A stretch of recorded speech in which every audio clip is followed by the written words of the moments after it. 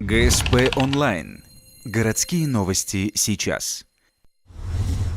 Несколько недель назад в прокуратуру обратилась жительница Ухты по вопросу нарушения ее жилищных прав.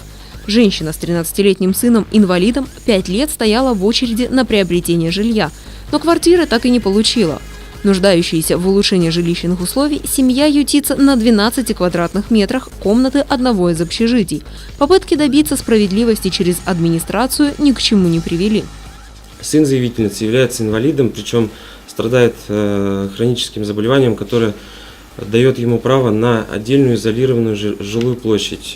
Проверкой установлено, что женщина неоднократно обращалась в администрацию города с заявлениями о предоставлении ей жилого помещения, однако получала отказ, мотивированный очередностью предоставления таких помещений.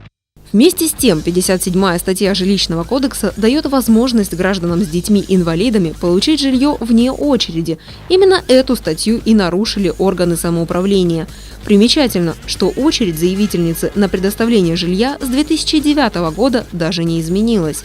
Теперь, после прокурорской проверки, в защиту прав ухтинки администрацию через суд обяжут предоставить ей жилье.